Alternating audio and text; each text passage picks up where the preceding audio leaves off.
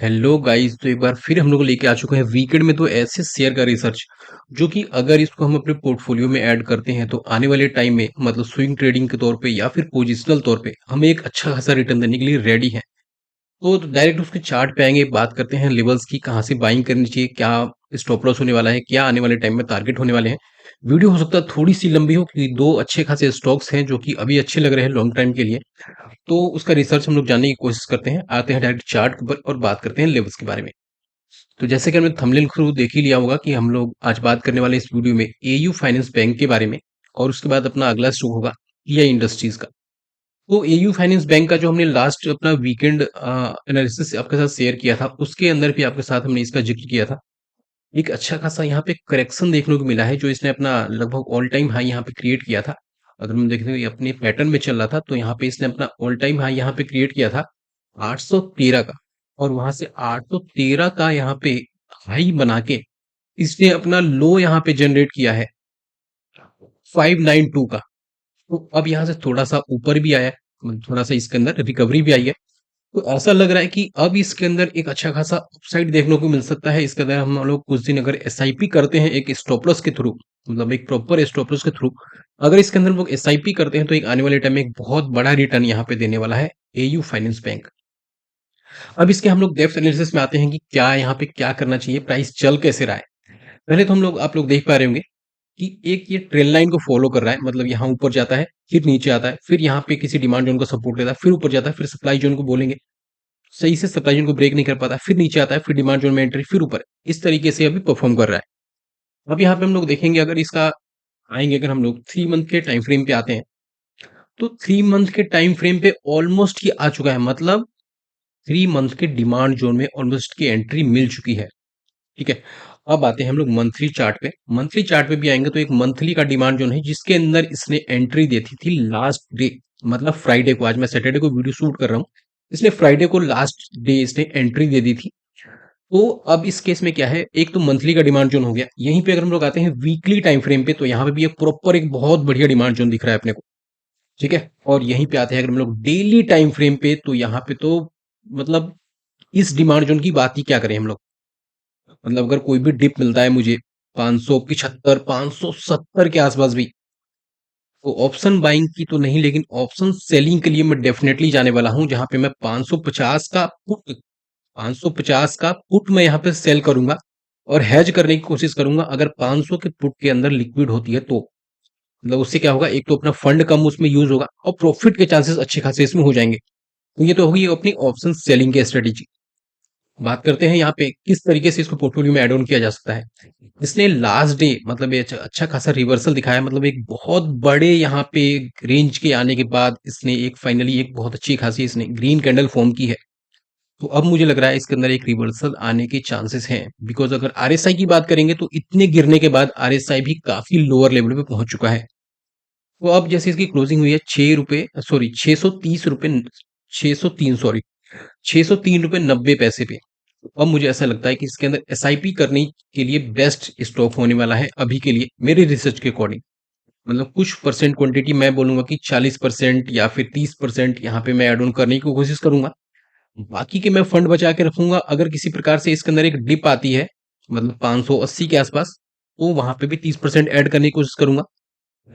और बाकी के जो मेरे यहाँ पे जो 30% मतलब 30% या 20% जो क्वांटिटी बचती है वो मैं यहाँ पे अगर आता है 570 72 के आसपास तो मैं डेफिनेटली यहाँ पे ऐड ऑन करना चाहूंगा। मतलब 50% मैंने मान लो अगर यहाँ पे इसके अंदर बाइंग कर ली 603 604 के आसपास जो भी बाइंग कर ली मैंने 50% क्वांटिटी, और अगर किसी प्रकार से 680 82 आता है तो बाकी के 30%, और बाकी अगर 570 72 आता है तो बाकी के 20%। मतलब मेरे अगर 10,000 इन्वेस्ट करने हैं इसके अंदर तो इसी के अकॉर्डिंग मैं यहाँ पे कैलकुलेट करके यहाँ पे इसके अंदर बाइंग करने की कोशिश करूंगा। बात करते हैं इसमें स्टॉप लॉस की। स्टॉप लॉस होगा अपना 540 का डेली क्लोजिंग बेसिस पे। ठीक है। स्टॉप लॉस थोड़ा आपको ज्यादा लग रहा होगा क्योंकि ऑलमोस्ट हम ये बोल सकते हैं कि 60 पॉइंट का स्टॉप लॉस है। लेकिन वही अगर मैं टारगेट की बात करूँ, लंबे लंबे टारगेट की, टारगेट की इसके अंदर पहला टारगेट सीधा यहाँ पे होने वाला है 700 का। मतलब पहला जो टारगेट इसके अंदर होने वाला है सीधा होगा 700 का। हाँ 700 इतनी जल्दी तो नहीं जाने वाला, लेकिन हाँ पहला टारगेट इसके अंदर 700 का होगा क्योंकि स्टॉक बहुत लंबे टाइम से यहाँ पे करेक्ट होता हुआ आया है। तो इसके अंदर एक ही बार में अगर आप सोचे कि यहाँ पे डिमांड जोन में आया और फट से यहाँ पे चला गया, तो ये तो बहुत रेयर होगा, मतलब 100 टाइम्स में 2 बार 5 बार ऐसे हो जाएगा, लेकिन एक बार ऐसे नहीं होने वाला कि डिमांड जोन में बहुत अच्छे डिमांड जोन में आया और यहाँ से सीधा यहाँ पे पहुंच गया, ऐसा नहीं होने वाला। कुछ कंसोलिडेट करेगा, कुछ छोटे छोटे सप्लाई को भी रिस्पेक्ट करता हुआ जाएगा, और उसके बाद ये 700 का पहला टारगेट होगा, और उसके बाद अपने को 750 से 770 के लेवल दिखा सकता है आने वाले टाइम में, और हो सकता है अपने को 800 प्लस और 820 के टारगेट यहाँ पे आसानी से इसमें अचीव किए जा सकते हैं एयू स्मॉल फाइनेंस बैंक के अंदर। तो ये अपनी एंट्री हो गई, क्योंकि यहाँ पे अगर मैं देखता हूँ ना मंथली टाइम फ्रेम पे, तो इससे बढ़िया कोई डिमांड जोन नहीं होने वाला है। प्लस प्लस इसका प्लस पॉइंट क्या होने वाला है, वीकली का एक ट्रेंड लाइन जो कि एक लंबे टाइम से हिस्ट्री को क्रिएट करता आ रहा है, उसका भी एक सपोर्ट होने वाला है। हाँ, हम लोग इसके अंदर बेरिश होंगे, जब होंगे बेरिश जब ये 540 के लेवल को ब्रेक करके क्लोजिंग दे देगा, लेकिन इतनी आसान मुझे नहीं लगता कि इसके अंदर इतना आसान होने वाला है कि इसको क्लोजिंग दे देगा। ठीक है, तो ऐसा मेरा ऑब्जर्वेशन है इस स्टॉक के लेके कि यहाँ पे ऊपर जा सकता है, क्योंकि इस स्टॉक मार्केट के अंदर कुछ भी अगर आप ये बोले ना कि यहाँ पे 100% होने वाला है, ऐसा कोई फिक्स नहीं है। अगर 100% होता है ना, तो कोई भी गरीब नहीं होता यहाँ पे। ठीक है, तो ये मेरी रिसर्च है एयू फाइनेंस बैंक के अंदर। तो एक बार लेकिन इसके अंदर कुछ भी बाइंग सेलिंग से करने से पहले एक बार खुद की रिसर्च जरूर कर लीजिए, क्योंकि ये जो भी हमने लेवल्स आपके साथ शेयर किए हैं जस्ट एजुकेशनल पर्पस ये शेयर किए हैं। बाकी मैं इसके अकॉर्डिंग इसके अंदर ट्रेड बनाने जा रहा हूँ। बाकी अगर आपको अच्छा लगता है तो एक बार खुद की रिसर्च कीजिए और उसके बाद इसके अंदर पोजीशन बनाने की कोशिश कीजिए। अब बात करते हैं अपने सेकंड स्टॉक के बारे में, जो कि अपना सेकंड होने स्टॉक होने वाला था पीआई इंडस्ट्रीज का। पीआई इंडस्ट्रीज की अगर मैं बात करता हूँ, तो इसके अगर हम लोग पूरा डेप्थ एनालिसिस करने चाहेंगे, तो हम लोग आते हैं मंथली टाइम फ्रेम के अंदर, और ये भी अपने एक ट्रेंड लाइन को फॉलो करता हुआ आ रहा था लंबे टाइम से, मतलब ऊपर जाना नीचे आना ऊपर जाना, मतलब डिमांड का सपोर्ट ऊपर फिर सप्लाई का या फिर ओवरसोल्ड हो जाने का, वो सब कर रहा था। फाइनली यहाँ पे लास्ट के 2 महीने से हम बोलेंगे कि यहाँ पे बेस फॉर्म कर रहा है, मतलब प्राइस नीचे आने की कोशिश करती है, लेकिन यहाँ नीचे से बायर्स यहाँ पे एक्टिव हो जाते हैं और प्राइस को ऊपर लेके चली जाती है। अब यहाँ पे हम लोग अगर देखेंगे, तो शेयर ने अपना एक टाइम ऑल टाइम यहाँ पे क्रिएट कर दिया था 4000 प्लस का लेवल, और अभी ये ट्रेड कर रहा है 3480 के आसपास, और ये अपना मंथली कैंडल है, अभी तक क्लोज नहीं हुआ है, फरवरी का है। ठीक है, अब आते हैं हम लोग वीकली टाइम फ्रेम के अंदर। वीकली टाइम फ्रेम पे के अंदर आएंगे हम लोग, तो लास्ट वीक अगर देखेंगे तो कितना अच्छा खासा इसके अंदर रिकवरी अपने को देखने को मिला है। रीजन क्या था, वीकली का यहाँ पे डिमांड जोन था जिसमें ये रिस्पेक्ट करता हुआ प्रॉपर एकदम ओरिजिन पर पहुंचा है, और वहां से इसके अंदर रिकवरी आने को देखने को मिली है। अब मुझे क्या लग रहा है कि इसके अंदर अगर मैं एसआईपी करना चाहूँ, या फिर किसी ने अगर लोअर टाइम पे पोजीशन बना रखा है, तो आने वाले टाइम में इसके अंदर बहुत बड़ा ब्रेकआउट एक्सपेक्टेड है।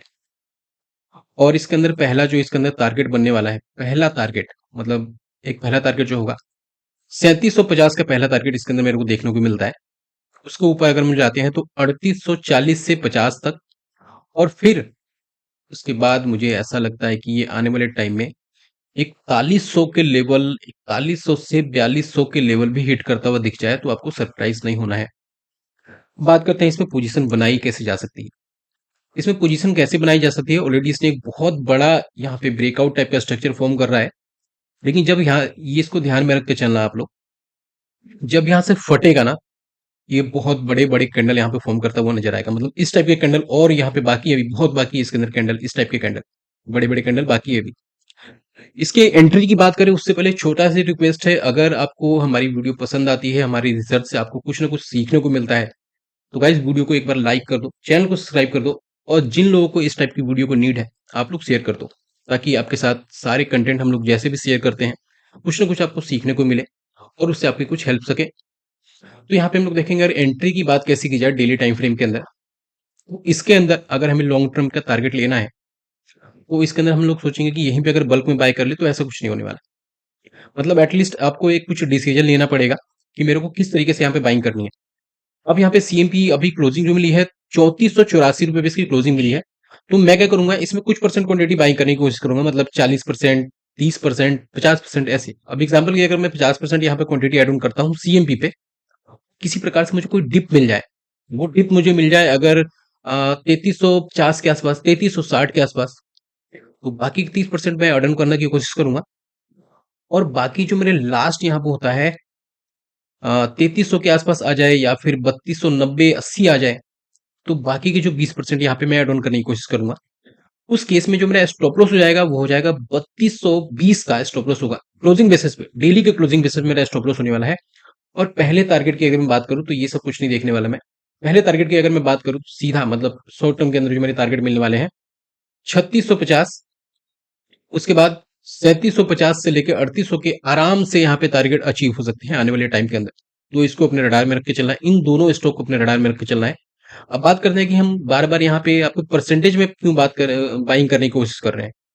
क्योंकि अगर आपने 100% यहाँ पे बाय कर लिया, 100% अगर यहाँ पे आपने बाय कर लिया तो आपका पैसा यहाँ पे ब्लॉक हो जाएगा पूरा।